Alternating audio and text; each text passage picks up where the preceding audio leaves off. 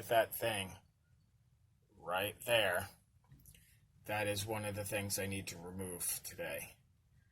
That is the seatbelt, obviously, but the nut is in a location where I can't get to it right now. But I didn't even check behind it. Maybe I can unscrew the seatbelt thing and then get to the nut. We will try that today. Okay, I didn't figure out that there was a bolt right underneath the seatbelt there to take it off that L platform so I could get to the other bolt. That shows it takes a little time to get used to your van. See, I got the seatbelt off, and now all I have left is the platform.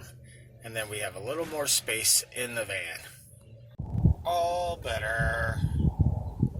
One problem that I'm realizing is with a van, you get up early and nobody's ready to do anything with me. So now I'm going to go to the store, I'm going to get some beverages and food and stuff like that, and then maybe I'll continue on with the job today. I was just talking to my buddy Will. He gave me the small pair of torque set, so I could do my speakers and back door and everything like that. But one of the things that I just found out, he told me to take a hammer with that torque bit in the seat bracket that I have down there. And in this seat bracket, you'll see right now as you're looking at it, like there was all that dirt in that one bolt. So I took a hammer and then I took this bit and I hammered it in there, and I took a little pick and I put that little pick in there, and it took out like a cake. It was so solid. It was like mud caked in for it. I could have found a dinosaur egg in there or something. But now I think I'm going to try to get the bolt out. Success. It is out. Now that I got the bits from Will, I took out my little trusty bit driver here.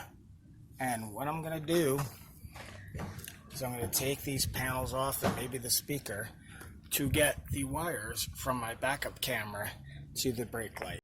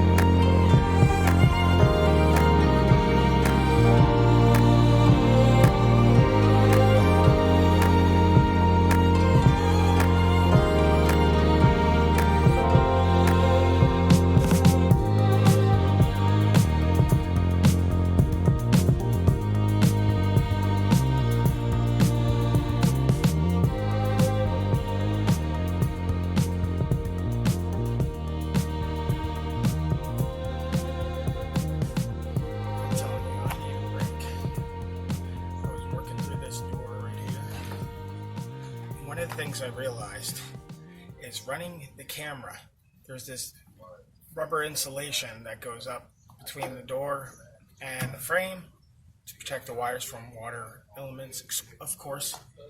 But it's so old and it's so in there, and I don't want to break the rubber insulation because then I have to go buy some more. Also, there's a door here that's riveted on right over the electrical stuff. I tried to take off this back plate, and this back plate, unfortunately, holds up the license plate. So the license plate bulb came out and stuff like that. It was just not that great of a thing. I should have looked into it more. But I got to wire up a ground, which doesn't seem that difficult. And then in this plug, you might see it on the video now, this plug is also, this plug that goes to the reverse light is a solid piece, and I have to see how to disconnect it. The plug that goes into the reverse light is solid. The plug is solid plastic. I don't know if I can take it apart to get to the reverse wire, so I might have to look at the fuse panel. Maybe the fuse panel has a different trick for the reverse light. Maybe the fuse only gets lit for the reverse light. I don't know if it's for both the brake and the reverse. So we'll look into that, and then I'll get back on this thing. Now, I was looking at the bolts on the bottom here. I see they're regular bolts, but when I looked at the bolts in the front, they are probably T55, Torx bits. So I can't give the bits to Will as a present right yet. And if I get a swivel base, I want to get a flat one that will spin on the floor instead of taking the seat off and spinning it up there. I don't know. It's a decision I have to make. But on the bottom here, you can see that it's not even. So I don't know if a regular swivel will be able to do that. I think I came to the end of my day because I got the seat bracket up. That was a good tip from Will. Like, take a hammer with the bit in there and hammer it, and then try to take all the cakey mess out of there. That worked. So now all the seat brackets are gone, and also all the seat belts are gone now. The only thing left is to do all the police restraints on the bottom. That I'm going to try to do with a pair of white vice grips, and I'll take a socket on the top and see if I can get the bolts off. If I can get the bolts off, then all the restraints are going to be given away, and then what I'm going to do is rip up the floor and finally get to the bare metal. I did get to go to a service station and ask them how much it was to drain the AC system, and they basically said it was $200, and I'm not sure if I'm willing to do that yet.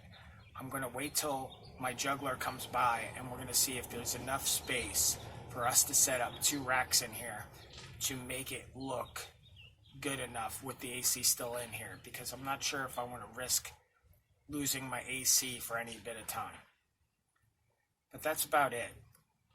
I don't know what else I want to do to the van except for the backup camera, and the backup camera requires me to go through one of the rubber boots through the door, and also the backup light is in a hard bound connector, and I don't know if I can use the reverse light there, so I'm going to look up the fuse panel and see if there's any reverse light that I could tie into there.